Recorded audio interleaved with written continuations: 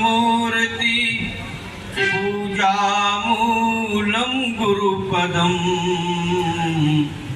मंत्रमूलं गुरुर्वाक्यं मोक्षमूलं गुरुकृपा मोक्षमूलं गुरुकृपा। बोलो सच्चिदानंद भगवान की जय। बोलो परमहंस दयाल जी महाराज की जय। बोलो रंगली निवासी भगवान की जय।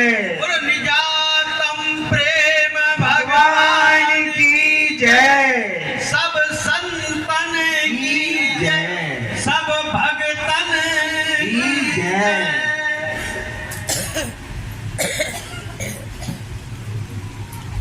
गुरु दरबार का सरदेश संत समाज हमारे ट्रस्ट के कोषाध्यक्ष जो अभी आपको वह संसार की जो माया है उसके विषय में जैसे जैसे जीव फंसता है उसके विषय में भी बताया, और जो उससे आगे चला जाता है उस प्रलोभन में उस माया में नहीं फंसता वही उस परमात्मा को भी प्राप्त करता है।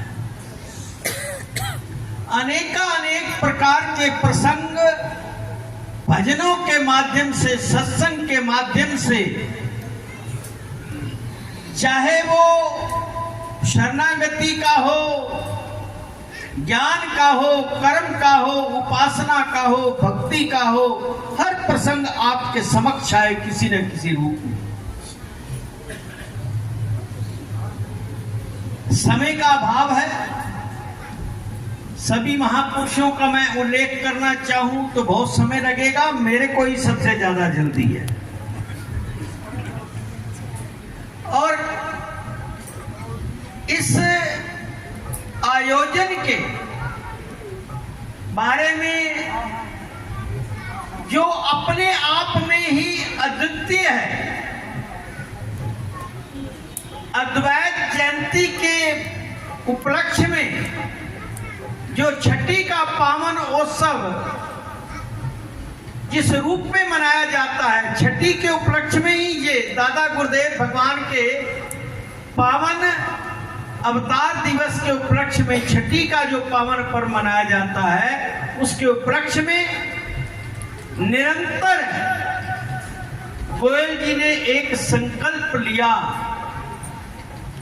और उसकी पूर्ति भी स्वयं परमहंस दयाल जी महाराज करवाते हैं। हुक्म बिना झूले नहीं पाता। जब हमने परमहंस आदेश का शुभारंभ किया तो मेरे को पूज्य गुरुदेव प्रेम प्रभु ने यही निर्देश दिया कि इसमें सबसे पहले जो पेज हो वो दादा गुरुदेव भगवान का इरशाद हो, और उन्होंने वो निकाल करके दिया जिसका शीर्षक था दादा गुरुदेव भगवान का इरशाद कि हुक्म बिना झूले नहीं पाता। विस्तार का समय नहीं, अभी उल्लेख किया संत महापुरुषों ने,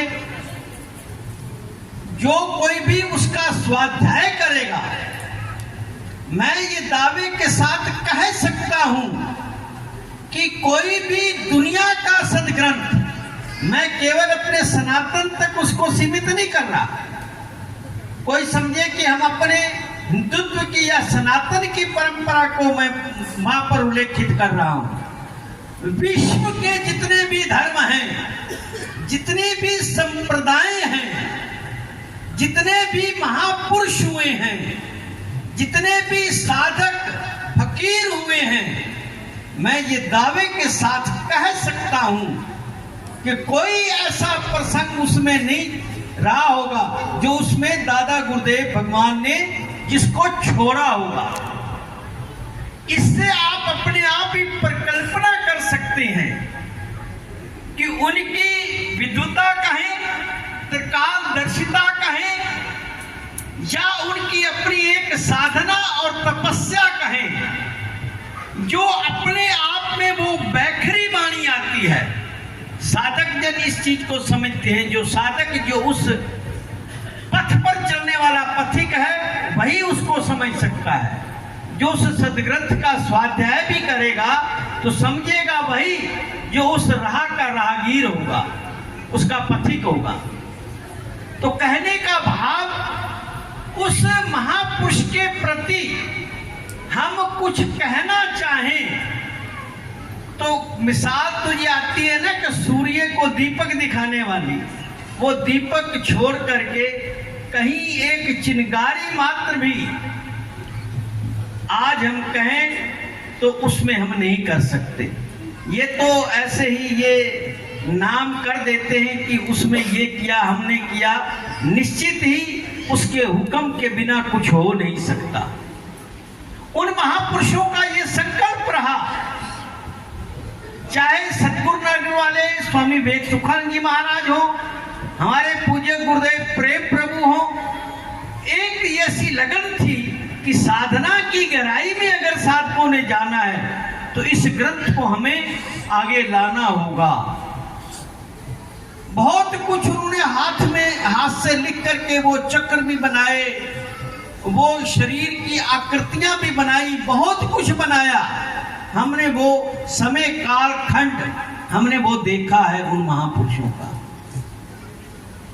तो कहने का भाव, उसका कोई वर्णन नहीं किया जा सकता। केवल अगर आज भी आप उसका उल्लेख करेंगे, पढ़ेंगे, उसको स्वाध्याय करेंगे, तब आपको पता चलेगा कि उन महापुरुषों के रहस्य क्या थे जो उन्होंने, चाहे गुलशन राय जी हो, उनको प्रेरणा दी हो। उर्दू में भी छपता रहा, हिंदी में करवाने के लिए हमें बहुत समय लगा, बहुत समय लगा। हमारे को ये निर्देश था कि इसकी जो अपनी भाषा है, अपनी जो शब्दावली है, उसमें कोई परिवर्तन नहीं होना चाहिए। जो बहुत फारसी के या अन्यत्र भाषाओं के, अरबी के जो शब्द थे, उनको ब्रैकेट में हिंदी में किया गया है। तो जिसको अवसर मिले वो उसका स्वाध्याय करे। और स्वामी जी ने और भी उल्लेख किया सरोवर का। मैं संकल्प की बात कर रहा था, गोयल जी के संकल्प की बात कर रहा था, समर्पण के संकल्प की बात कर रहा था। ये समर्पण का भाव जो बताया गीता में, माम एकम शरणम ब्रज, उस ओर भी मैं ना जाऊं, तो मैं केवल इतना कहना चाहूंगा कि भगवान ने ये डंके की चोट पर कहा है कि छोड़कर सब मिलते ले मुझ अकेले की पनाह, फिर तो अर्जुन मेरा जिम्मा, तेरा बेड़ा पार है।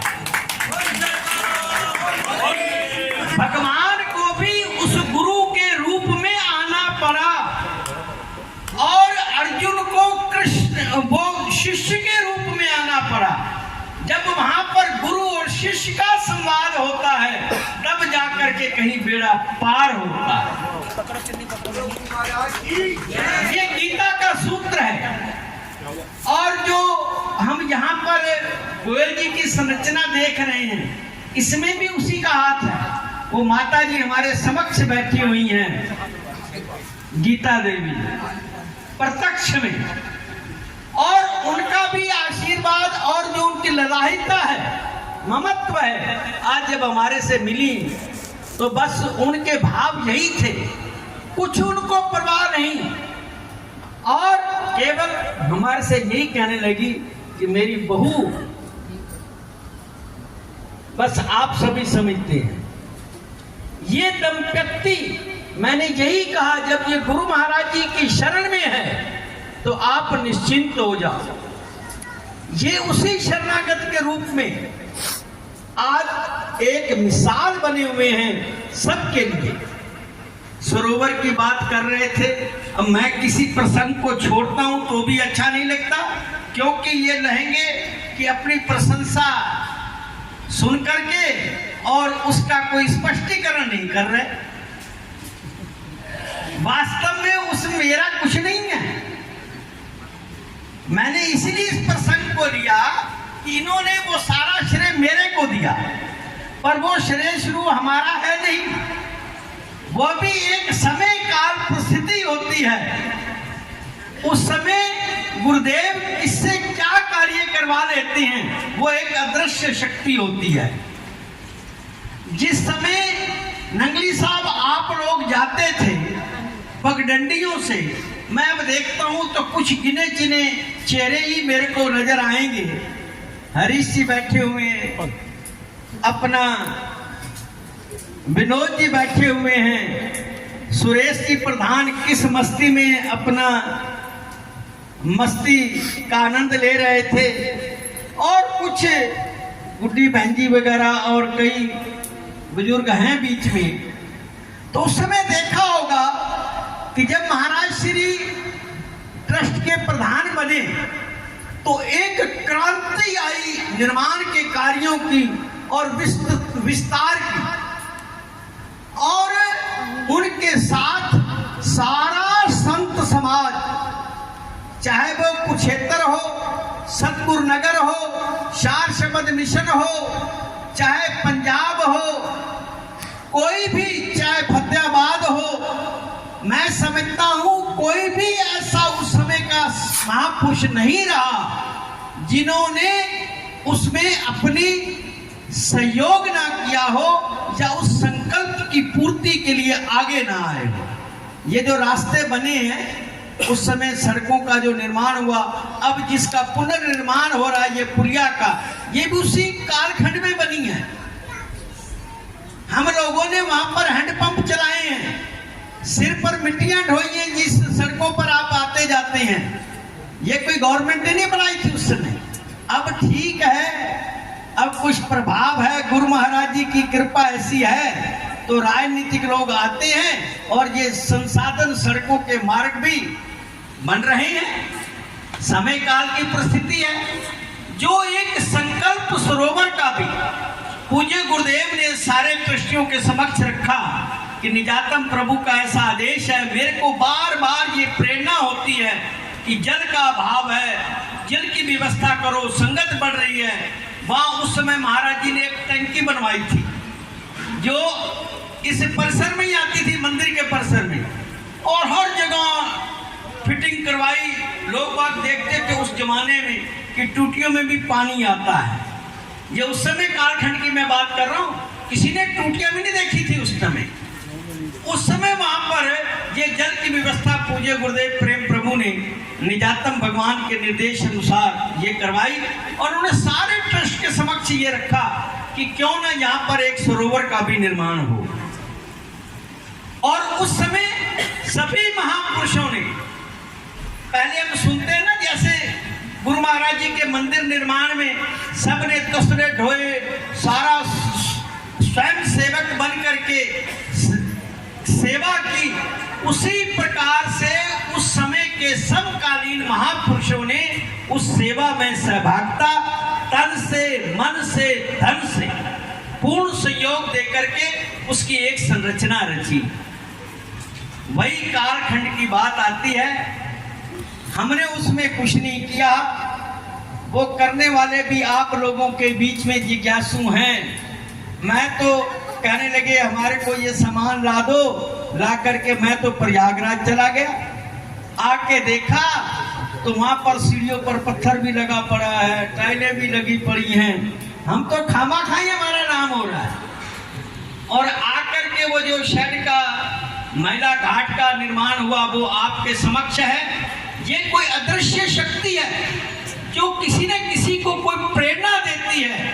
अगर किसी महापुरुष के अंतस में कोई संकल्प उत्पन्न हुआ है और वो संकल्प एक यश और कीर्ति का संकल्प है, तो उसकी पूर्ति करने के लिए आप में से ही कई जीवों को प्रेरणा कर देते हैं, जो कहते हैं कि आप करो। अब इतना कुछ उसमें हम तो, आप ये कहो, ये तो कहते रहते सभी कि आप दिन रात बैठते नहीं।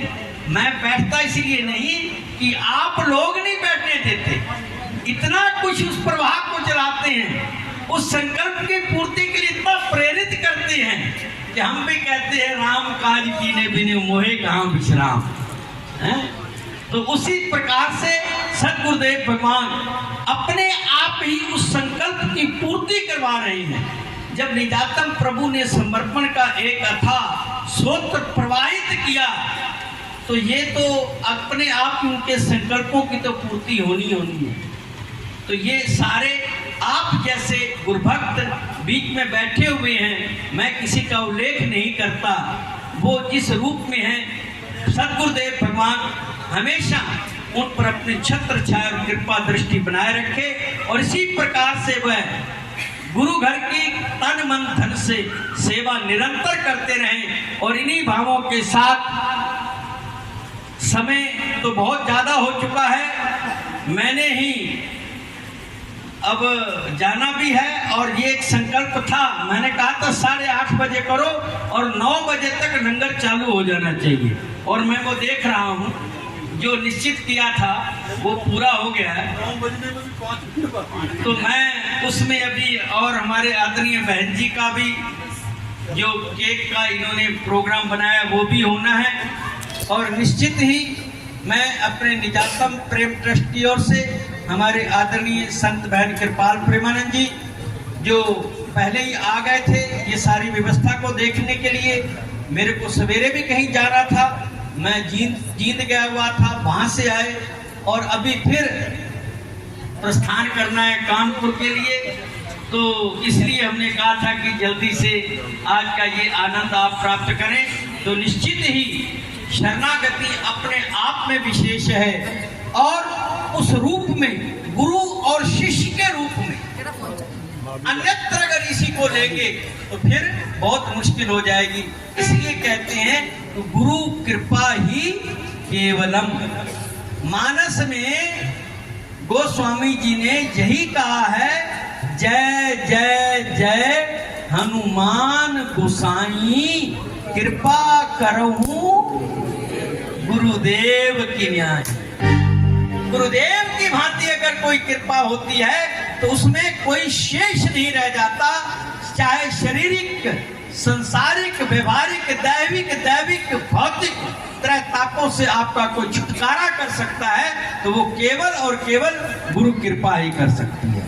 तो इस अवसर पर मैं माता जी की बात का भी सद्गुरुदेव भगवान के चरणों में यही प्रार्थना करता हूँ, जो उनकी इच्छा है सारा परिवार सुख समृद्धि को प्राप्त करे, उत्तम स्वास्थ्य को प्राप्त करे और निरंतर गुरु भक्ति में लग करके अपने इस संकल्प की पूर्ति गुरुदेव भगवान गोयल जी से करवाते रहें। इन्हीं मंगल कामनाओं के साथ बोलो सद्गुरुदेव भगवान की जय। इस